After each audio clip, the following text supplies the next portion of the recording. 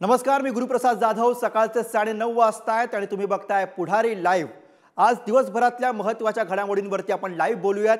लोकसभा निवडणुका घोषित होताच राज्यामध्ये हालचालींना वेग आलेला आहे. दिल्लीमध्ये बैठकांचं सत्र सुरू झालंय आणि त्यातच आता राज्याच्या राजकारणामध्ये एक नवा ट्विस्ट येण्याची शक्यता आहे. मनसे महायुतीमध्ये सामील होण्याची शक्यता आहे.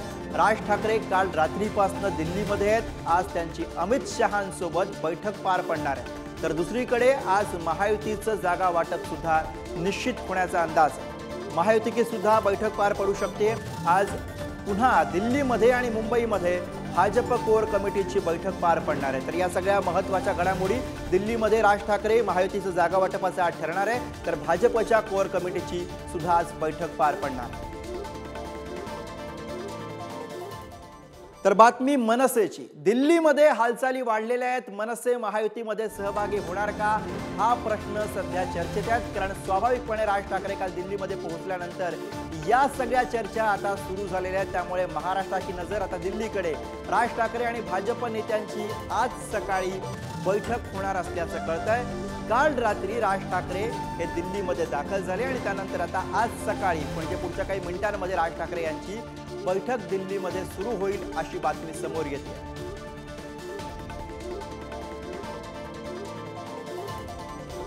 आणि याच सगळ्या घडामोडींविषयी बोलण्यासाठी थेट दिल्लीमधनं शिवाजी काळे आपल्यासोबत आहेत. शिवाजी, काल जेव्हा राज ठाकरे हे दिल्लीमध्ये पोहोचले तेव्हापासून आता महाराष्ट्राच्या नजरा या स्वाभाविकपणे दिल्लीकडे लागलेल्या आहेत. आज कदाचित थोड्याच वेळामध्ये या बैठकीला सुरुवात होईल अशी माहिती आहे. नेमकं काय घडतंय, काय बातमी आहे? राज ठाकरे दिल्लीमध्ये पोहोचलेत याचा सरळ सरळ अर्थ हाच घ्यायचा का की मनसे आणि युती यांच्या चर्चा आता अंतिम टप्प्यामध्ये आलेल्या आहेत? राज ठाकरे राजधानी दिल्लीमध्ये दाखल झालेले आहेत. हॉटेल ताज हे जे माझ्या पाठीमागे तुम्ही पाहू शकता, या ठिकाणीच राज ठाकरे पोहोचलेले आहेत.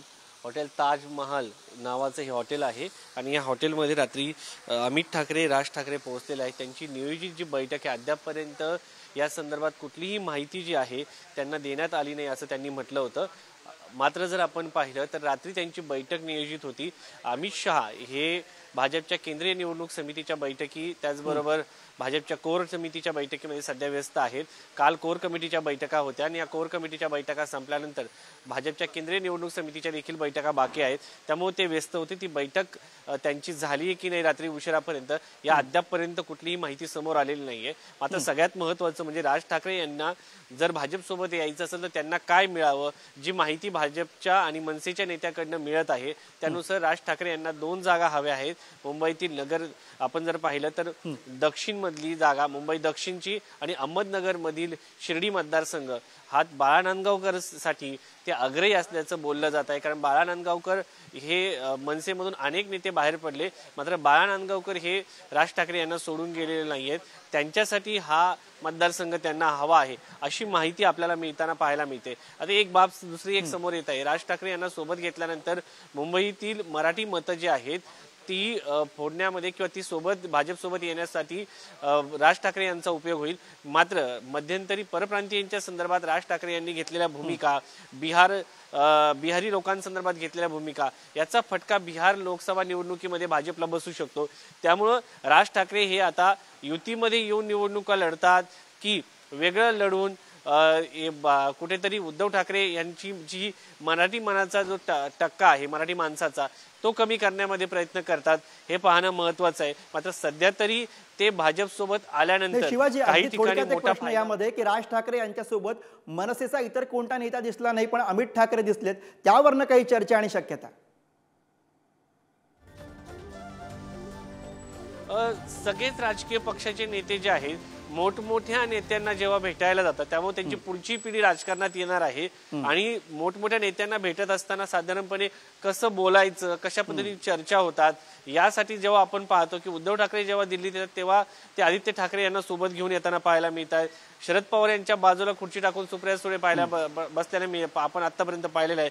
मुख्य खुर्चीवर जरी नसेल तरी आपण म्हणतो की पडद्यामागे राजकारण काय होते, कशा पद्धतीने सुरू असतं, हे सगळं येणाऱ्या पिढीला समजून घ्यावं. आणि जेव्हा राजकारणात येत असताना डीलिंग कशा होतात, कशा पद्धतीने पॉलिटिकल भाष्य केलं जातं, या सगळ्या गोष्टी समजाव्या आणि पुढच्या नेत्यांसोबत आपल्या येणाऱ्या पुढच्या पिढीची देखील ओळख व्हावी, यासाठी नेहमीच राजकीय पक्षातील नेते त्यांच्या मुलांना त्यामुळे आजच्या या बैठकीमध्ये नेमकं काय घडतं, राज ठाकरे हे काय भूमिका मांडतात हे पाहणं फार इंटरेस्टिंग असणार आहे. धन्यवाद शिवाजी या सगळ्या माहितीसाठी आणि विश्लेषणासाठी.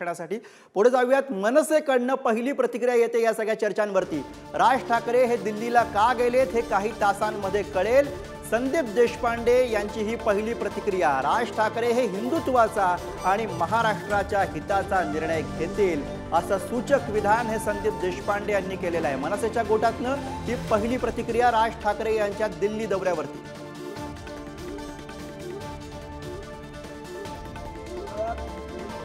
महायुती जाणार हे सगळे आपण बातम्या चालवत आहे, त्याबद्दलची स्पष्टता येत्या काही तासात जशी तुम्हाला हवी तशी आम्हालाही हवी येईल. सन्माननीय राजसाहेब ठाकरे जो निर्णय घेतील आम्हाला संपूर्ण विश्वास आहे की तो महाराष्ट्राच्या हिताचा असेल. जो निर्णय घेतील तो पक्षाच्या हिताचा असेल आणि ते जे आदेश देतील त्या आदेशाप्रमाणे काम करणं हे महाराष्ट्र सैनिक म्हणून आमचं कर्तव्य आम्ही मानतो आणि आम्ही त्या आदेशाप्रमाणे आत्तापर्यंत काम करत आलोय. कधी यश आलं कधी अपयश आलं, पण त्यांनी खचून न जाता ते जो आदेश देतील त्याप्रमाणे आम्ही काम करत आलोय आणि यापुढेही साहेब जो आदेश देतील त्याप्रमाणे त्याची अंमलबजावणी रस्त्यावर करण्याची जबाबदारी ही महाराष्ट्र सैनिक म्हणून आमची असेल. सन्माननीय नेते बाळासाहेब साहेब आमच्या पक्षाचे वरिष्ठ नेते आहेत. सन्माननीय साहेबांबरोबर ते अनेक वर्ष आहेत आणि सन्माननीय बाळासाहेब जर दिल्लीत गेले, खासदार म्हणून गेले तर आम्हाला महाराष्ट्र सैनिकांना सर्वांना आनंदच होईल. त्यात काही वाईट वाटण्याची गोष्ट नाही आहे. तर दिल्लीमध्ये घडणाऱ्या या सगळ्या घडामोडी पण प्रामुख्यानं महाराष्ट्राचं आणि मुंबईचं लक्ष हे आता दिल्लीकडे लागलेलं आहे. मुंबईतनं थेटपणे श्रेयस सावंत आपल्यासोबत आहेत. श्रेयस, संदीप देशपांडे यांनी मनसेची भूमिका मांडलेली आहे. म्हणजे राज ठाकरे हे दिल्लीमध्ये गेल्यापासून कुठलीही प्रतिक्रिया ही मनसेच्या नेत्यांकडनं आलेली नव्हती. ती आता काही मिनिटांपूर्वी देशपांडेंनी दिली आहे. देशपांडेंची प्रतिक्रिया ही अर्थातच काहीतरी सुचवणारी आहे. म्हणजे मनसे आणि महायुती यांचं ठरलंय असं सुचवणारी थेटपणे ही प्रतिक्रिया देशपांडेंनी व्यक्त केलेली आहे. काय कळतंय मनसेच्या गोटातनं? मनसेला नेमक्या किती जागा हव्यात किंवा काय हवंय महायुतीकडनं? श्रेयस. खरं तर आपण बघितलं गेलं तर किती जागा हव्यात की किती जागाची मागणी आता त्याकडे सगळ्यांचं लक्ष लागलेलं आहे. एकूणच आता संदीप देशपांडे यांनी सांगितल्यानंतर ह्याच्या अगोदर सुद्धा आशिष शेलार जेव्हा म्हटले तेव्हा आशिष शेलार असं म्हटले होते की मनसेचे काही नेते आम्हाला अगोदर भेटले होते. ही जर क्रोनॉलॉजी बघितली तर आशिष शेलार यांची राज ठाकरे यांची भेट झाली. त्याच्यानंतर आशिष शेलार हे डायरेक्ट दिल्ली दरबारी गेले. दिल्लीतून आल्यानंतर आशिष शेलार थेट राज ठाकरे यांना भेटले. त्याच्यानंतर सुद्धा काही अशी चर्चा होती की मनसेचे काही नेते हे भाजपच्या काही नेत्यांना मधल्या काळी भेटले होते. आणि काल खऱ्या अर्थानं जेव्हा राज ठाकरे दिल्लीत गेले तेव्हा आणि आताची जी बैठक होणार आहे सकाळी त्याकडे सगळ्यांचं लक्ष यासाठी लागलंय की आता खऱ्या अर्थानं जागा वाटप होणार तरी कसं आहे. कारण एकूणचं बघितलं गेलं तर मनसेला किती जागा मिळणार, तर असं म्हणण्यात आलंय की मनसेला एकच जागा मिळेल असं सांगण्यात आलंय. मनसेची मागणी 3 जागांची आहे पण एकच जागा मिळेल असं सांगण्यात आलंय. त्यामुळे आता कुठे ना कुठे उत्सुकता आणि खऱ्या अर्थानं राज ठाकरे काय म्हणतील, राज ठाकरे काय बोलतील बाहेर आल्यानंतर, या सभेत ठरेल तरी काय, या बैठकीत ठरेल तरी काय, याकडे सगळ्यांचं लक्ष लागलंय गुरु. अर्थात त्यामुळे सगळ्या महाराष्ट्राचं लक्ष आता दिल्लीमध्ये, दिल्लीवरनं येणाऱ्या सगळ्या निर्णयाकडे. धन्यवाद श्रेयस या सगळ्या सविस्तर माहितीसाठी आणि विश्लेषणासाठी. पुढे जाऊयात. भाजप प्रत्येक राज्यामध्ये छोट्या पक्षांना हाताशी धरत मतविभाजनाचा आटापिटा करते असं रोहित पवार यांनी म्हटलेलं आहे. रोहित पवार यांनी राज ठाकरे यांना असं विधान करत आवाहन केलेलं आहे. राज ठाकरे यांनी भाजपबरोबर न जाता महाराष्ट्राच्या हितासाठी महाशक्ती विरोधात लढावं असं आवाहन हे रोहित पवार यांच्याकडनं करण्यात आलेलं आहे. छोट्या पक्षांना हाताशी धरून मतविभाजनाचा भाजपचा आटापिटा असतो असं रोहित पवार यांनी म्हटलेलं आहे. तर रोहित पवार यांचं मनसे अध्यक्ष राज ठाकरे यांना हे आवाहन. त्यामुळे भाजपला आता कुठल्याही परिस्थितीमध्ये छोटे मोठे सर्व पक्ष घेऊन मतविभाजनी करता आली तर ती केली जाईल, नाही तर त्या पक्षांना एकत्रित करायचं झालं तरी करता येईल. पण ज्या पक्षांना 2019ला महत्त्व दिलं जात नव्हतं अशा पक्षांनासुद्धा आज महत्त्व दिलं जात आहे. राज ठाकरे साहेब एक मोठे नेते आहेत, त्या बाबतीत त्यांनी विचार करावा.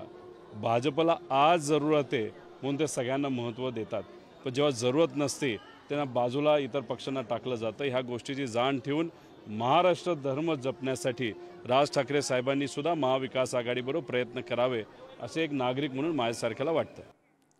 तर मनसेचं राज ठाकरेंचं नेमकं काय ठरतंय हे आज कदाचित कळू शकेल आणि तसंच महायुतीच्या जागा वाटपाचं काय होणार याबद्दल सुद्धा आज स्पष्टता होण्याची शक्यता आहे। काल दिल्लीमध्ये भाजपच्या कोर कमिटीची बैठक झालेली आहे आणि त्यानंतर अमित शहांसोबतच्या बैठकीमध्ये महाराष्ट्रामधील जागा वाटपावरती चर्चा झाल्याचं कळतंय। त्यामुळे आज यावरती काहीतरी अंतिम निर्णय येईल अशी माहिती आहे। जागा वाटपासंदर्भामध्ये आज दिल्लीत महायुतीच्या बैठकीची शक्यता वर्तवली जाते।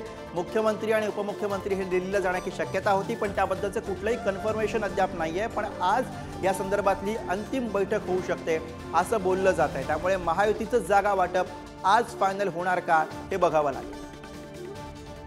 जागा वाटपासंदर्भात आज दिल्लीमध्ये महायुतीच्या बैठकीची शक्यता आहे। मुख्यमंत्री आणि उपमुख्यमंत्री अजित पवार हे दिल्लीला जाण्याची शक्यता वर्तवली जाते आणि याच विषयीचे सगळे ताजे अपडेट्स घेऊयात। ओम देशमुख सध्या आपल्या सोबत आहेत। ओम, महायुतीच्या जागा वाटपाचं नेमकं काय होणार हा प्रश्न मागच्या अनेक दिवसांपासून चर्चेत आहे। आता तो अंतिम टप्प्यामध्ये आलाय असं बोललं जात आहे। म्हणजे राज ठाकरे दिल्लीला पोहोचल्यानंतर तरी त्या चर्चा जेव्हा होतील तेव्हा कदाचित मुख्यमंत्री आणि उपमुख्यमंत्री दिल्लीला जातील अशी एक चर्चा आहे। काय तुमची माहिती सांगते?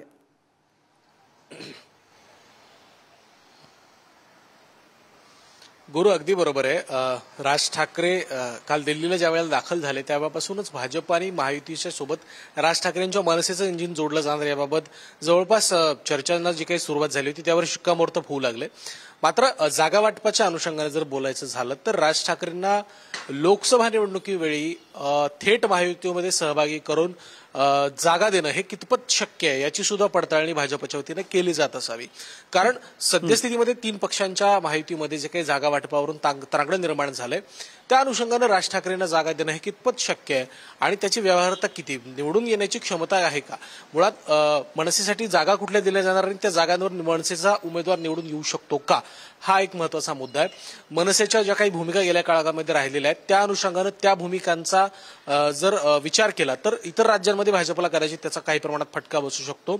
जसं आता सांगितलं गेलं की बिहारच्या बाबतीत, उत्तर भारतीयांच्या बाबतीत जी भूमिका घेतली त्यामुळे राज ठाकरेंना थेट लोकसभेच्या निवडणुकीच्या दरम्यान महायुतीमध्ये सहभागी करून घेणं आणि त्यांना जागा देणं हे कितपत शक्य आहे याची पडताळणी आज दिल्लीमध्ये होऊ शकते। आणि जर महायुतीला या सगळ्या गोष्टीची शक्यता वाटत असेल आणि मनसेला आता सहभागी करून नाही घेतलं तर विधानसभेत निश्चित स्वरूपामध्ये महायुतीत मनसे येऊ शकते। जागा वाटपाचा प्रश्न तुम्ही विचारला, महायुतीमध्ये सोबत घेण्याच्या चर्चा आहेत, दुसरीकडे महायुतीच्या जागा वाटपाच्या चर्चा आहेत आणि तिसरीकडे मुंबईमध्ये सुद्धा खलबतं सुरू झालेली आहे। धन्यवाद ओमिका सगळ्या सविस्तर माहितीसाठी। मुंबईमधनं मोठी घडामोड आहे। मुंबईमधील जागांबाबत भाजपची खलबतं सध्या सुरू असल्याचं कळत आहे। आज दुपारी मुंबईमध्ये भाजपच्या कोर कमिटीची महत्त्वाची बैठक पार पडणार आहे। मुंबईमध्ये होत असलेली भाजपच्या कोर कमिटीची ही बैठक वांद्र्याच्या रंगशारदा इथं दुपारी 1 वाजता या बैठकीचं आयोजन करण्यात आलेलं आहे। मुंबई भाजपचे अध्यक्ष आशिष शेलार यांच्यासह भाजपचे महत्त्वाचे नेते, मुंबईमधले सगळे पदाधिकारी आणि त्यासोबतच महत्त्वाचे नेते हे या बैठकीला उपस्थित राहणार आहेत। काल सुद्धा दिल्लीमध्ये भाजपच्या कोर कमिटीची बैठक पार पडली आणि त्यानंतर आता मुंबईमध्ये ही कोर कमिटीची महत्त्वाची बैठक आज होते आणि याच विषयी अधिक बोलण्यासाठी मुंबईमधनं थेट विक्रांत शिंदे आपल्या सोबत आहेत। विक्रांत, भाजपच्या कोर कमिटीची मुंबईमध्ये होत असलेली ही बैठक एकीकडे समांतर आपण जर बघितल्या तर महायुतीच्या जागा वाटपाच्या चर्चा पेंडिंग आहेत, दुसरीकडे त्याचं कन्फर्मेशन यायचं आहे, दुसरीकडे मनसे सोबतच्या वाटाघाटी ज्या आहेत, बैठका ज्या आहेत त्या दिल्लीमध्ये घडत आहेत। मनसेच्या एंट्रीच्या पार्श्वभूमीवर सुद्धा आजच्या बैठकीमध्ये काही महत्त्वाचा खल होण्याची शक्यता आहे। गुरुप्रसाद, आपण जर याविषयी बोलायचं झालं तर आज दुपारी मुंबईमध्ये बांद्र्यामध्ये रंगशारदा जे सभागृह आहे तिथे मुंबई भाजपच्या कोर कमिटीची बैठक पार पडते। खरं तर आशिष शेलार यांच्या नेतृत्वात ही बैठक पार पडणार आहे। मुंबईतील आजी माजी खासदार, आमदार यांच्यासह पदाधिकारी जे आहेत भाजपचे ते या बैठकीला उपस्थित राहतील अशी माहिती मिळते। तुम्ही जसं म्हणालात की एकीकडे महायुतीच्या जागा वाटपाचा जो निर्णय आहे, कन्फर्मेशन आहे किंवा घोषणा आहे ती अजून बाकी आहे, त्यातच मनसे महायुतीमध्ये जाणार का या चर्चांना सुरुवात झालेली आहे। आणि याच पार्श्वभूमीवर खरं तर संदीप देशपांडे यांनी सुद्धा काही वेळापूर्वी असं म्हटलं की बाळा नांदगावकर जर दिल्लीत जाणार असतील तर आम्हाला आनंद होईल। बाळा नांदगावकर हे दक्षिण मुंबई लोकसभा मतदारसंघातून इच्छुक आहेत, ज्या जागेवर भाजपचा दावा आहे। त्या संदर्भात सुद्धा आजच्या बैठकीमध्ये ही जी मुंबईच्या भाजपची कोर कमिटीची बैठक पार पडते त्या संदर्भात सुद्धा चर्चा होऊ शकते। मनसेला ही जागा सोडायची का, सोडल्यास कितपत फायदा होऊ शकतो, मनसेमध्ये निवडून येण्याची ताकद आहे का, बाळा नांदगावकर हे विजयी उमेदवार ठरू शकतात का, अशा अनेक विषयांवर खरं तर चर्चा होऊ शकते। सोबतच मुंबईतील जवळपास 4 ते 5 ज्या लोकसभेच्या जागा आहेत त्या भाजपला महायुतीमधून मिळतील अशी सुद्धा चर्चा आहे। त्यामुळे भाजपचे त्या 4 ते 5 जागांवर कोणते उमेदवार असावेत या संदर्भात जी चर्चा आहे ती आजच्या बैठकीमध्ये पार पडणार आहे। बरोबर विक्रांत, त्यामुळे आजच्या या भाजपच्या बैठकीमधनं काय अपडेट समोर येते तुमच्याकडनं जाणून घेऊ। तुर्तास धन्यवाद या सगळ्या माहिती आणि विश्लेषणासाठी। पुढे जाऊयात, महाविकास आघाडीच्या गोटातनं एक महत्त्वाची बातमी येते। प्रकाश आंबेडकर यांना महाविकास आघाडीनं अल्टिमेटम दिल्याची बातमी आहे। संध्याकाळपर्यंत निर्णय न कळवल्यास मविया जागा वाटप जाहीर करणार असा अल्टिमेटम आंबेडकरांना देण्यात आला आहे। ठाकरेंची शिवसेना 22, काँग्रेस 16, शरद पवारांना 10चा फॉर्म्युला सध्या तयार असल्याचं कळतंय। वंचित सोबत आल्यास आंबेडकरांना 4 मतदारसंघ सोडण्याचा प्रस्ताव आहे। त्यामुळे आता प्रकाश आंबेडकरांना महाविकास आघाडीनं अल्टिमेटम दिल्याचं कळतंय। आज संध्याकाळपर्यंत निर्णय कळवण्याचा अल्टिमेटम मवियाकडनं प्रकाश आंबेडकर यांच्या वंचितीला देण्यात आलेला आहे, नाहीतर जागा वाटप जाहीर करणार असं मवियाकडनं प्रकाश आंबेडकरांना सांगण्यात आलेलं आहे। आणि याविषयी अधिक बोलूयात, ओमकार बाबळे आपले प्रतिनिधी सध्या आपल्या सोबत आहेत। ओमकार, अखेर मवियानं वंचितला अल्टिमेटम दिलेला आहे, काय कळतंय, वंचित इन की वंचित आउट?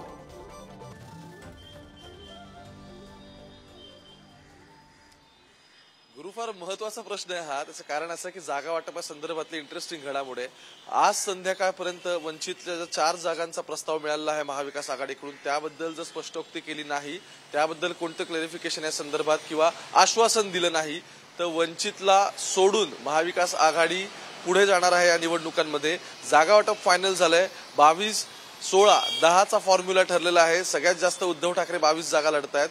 जर महाविकास आघाडी सोबत वंचित येणार असेल तर प्रकाश आंबेडकरांना 4 जागा सोडल्या जातील, त्यातल्या 2 ठाकरे सोडतील आणि उरलेले मित्रपक्ष प्रत्येकी 1-1 जागा सोडतील।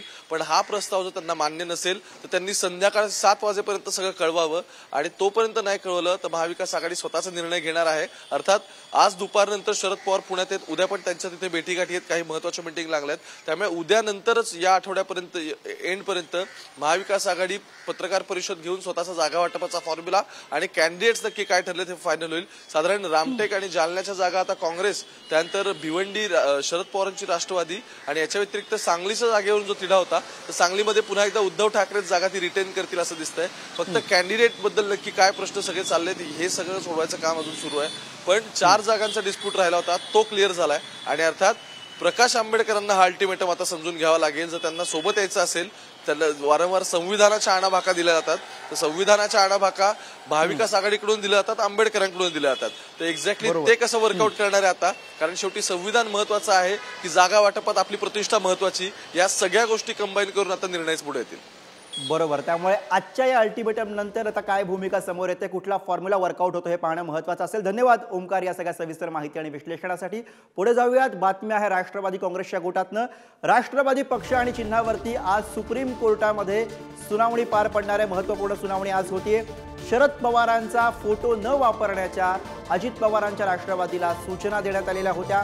अजित पवारांच्या राष्ट्रवादीकडनं सुप्रीम कोर्टामध्ये या संदर्भातलं प्रतिज्ञापत्र सुद्धा शनिवारी सादर करण्यात आलेलं आहे। आज पुन्हा दोन्ही गटांचे वकील हे युक्तिवाद करणार आहेत। तर आज सुप्रीम कोर्टामध्ये राष्ट्रवादीसाठी ही महत्त्वाची सुनावणी, दोन्ही गटांच्या दृष्टीनं ही महत्त्वाची सुनावणी, आज वकिलांकडनं युक्तिवाद होणार आहे। एक महत्त्वाची घडामोडी येते, शरद पवारांच्या राष्ट्रवादीकडनं अमर काळे यांना ऑफर देण्यात आल्याचं कळतंय। वर्ध्यामधनं अमर काळे हे तुतारी चिन्हावरती लढण्याची शक्यता त्यामुळे वर्तवली जाते। शरद पवारांच्या राष्ट्रवादीकडनं अमर काळे जे काँग्रेसचे माजी आमदार आहेत त्यांना ऑफर आल्याची माहिती आहे। वर्ध्यातनं तुतारी चिन्हावरती ते निवडणूक लढण्याची शक्यता आहे। अमर काळे हे आज शरद पवार यांची भेट घेणार आहेत, त्यामुळे या भेटीमध्ये नेमकं काय घडतं काळे हे खरंच राष्ट्रवादी का तुतारी चिन्हावरती निवडणुकीच्या रिंगणामध्ये उतरायला तयार होतात का, हे पाहणं फार इंटरेस्टिंग असणार आहे. काँग्रेसचा हट्ट न धरता राष्ट्रवादीतर्फे अमर काळे यांनी निवडणूक लढवावी असा सल्ला प्रदेशाध्यक्ष जयंत पाटील यांनी दिला होता आणि त्यात नंतर होत असलेली ही भेट.